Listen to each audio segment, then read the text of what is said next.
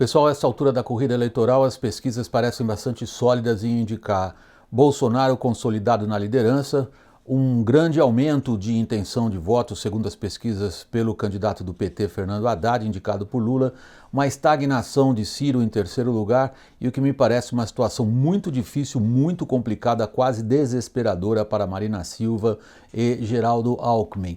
A corrida nesse momento parece ser realmente o empenho, ou se traduzir no empenho dos principais adversários de Bolsonaro, em destruí-lo. Isso aí está funcionando? Vamos dar uma espiada no que as pesquisas dizem.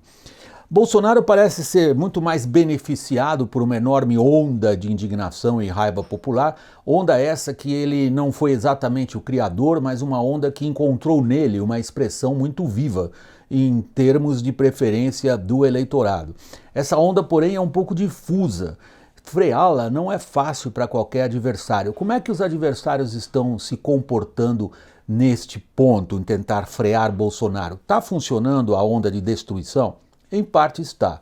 Em qualquer campanha eleitoral é a coisa mais normal do mundo os adversários atacarem quem está na liderança. O problema de quem está na liderança é resistir a um ataque coordenado que vem de vários lados. E que tipo de ataques é esse que Bolsonaro sofre agora? Em primeiro lugar, acabou o período de trégua.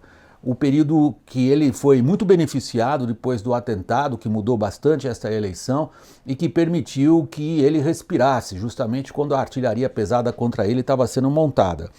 Agora, a destruição vem de vários segmentos. Vem, por exemplo, em manifestos de artistas e pessoas de expressão no mundo do showbiz e do entretenimento. Eu tenho a sensação que esse tipo de manifesto acaba revertendo em benefício do Bolsonaro, porque a pergunta que todo mundo se faz a respeito dessas personalidades do mundo artístico é: onde elas estavam quando o PT roubava?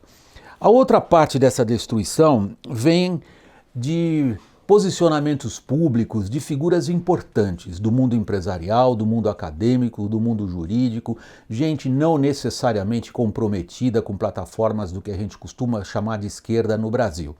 O problema é que, como fonte de aglutinação ou forma de arregimentação daquilo que a gente poderia identificar como um eleitorado de centro, não estou falando de partidos de centro, preste atenção, estou falando de eleitorado de centro.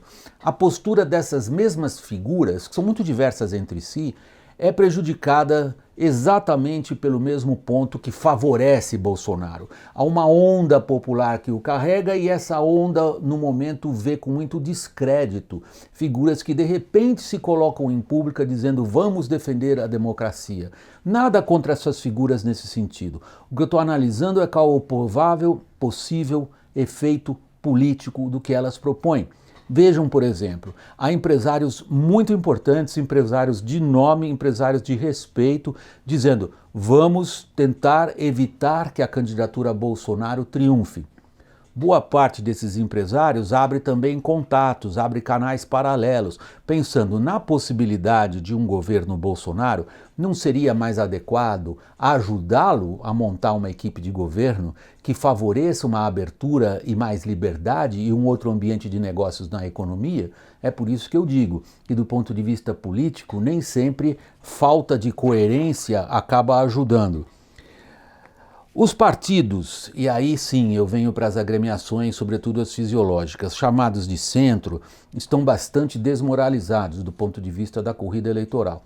O que eles sejam capazes ou não agora de articular como uma campanha de destruição de quem está liderando as pesquisas de opinião é muito difícil.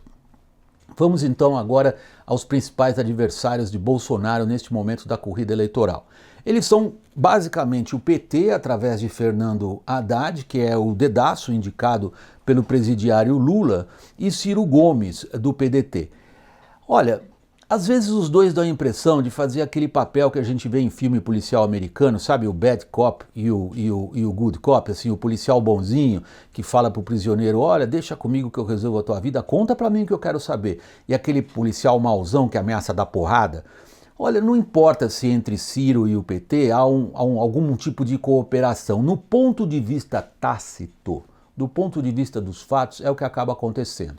Haddad posa como bom moço, compra o bom mocismo do PT quem não o conhece, e Ciro tem se dedicado a uma campanha bastante agressiva, contra o que ele identifica ser o seu principal adversário.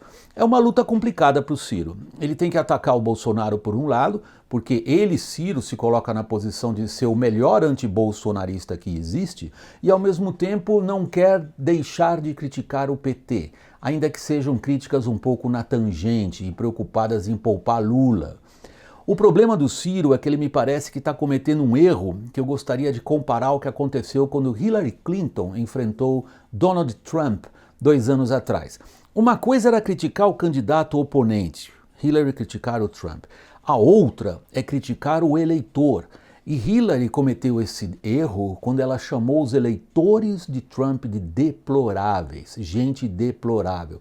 Uma parte do que Ciro Gomes pronuncia em situações quentes, situações de palanque, não aquelas entrevistas comportadas, mas como ele está com o microfone na mão falando para a turma, sugere sim que ele acaba perdendo pontos, e é o que as pesquisas indicam claramente quando ele dirige ofensas, não é só coisas contundentes, de uma forma que acaba parecendo que ele está, na verdade, atacando o eleitorado e não o seu adversário. Em política, este é um erro que acaba impondo um severo custo.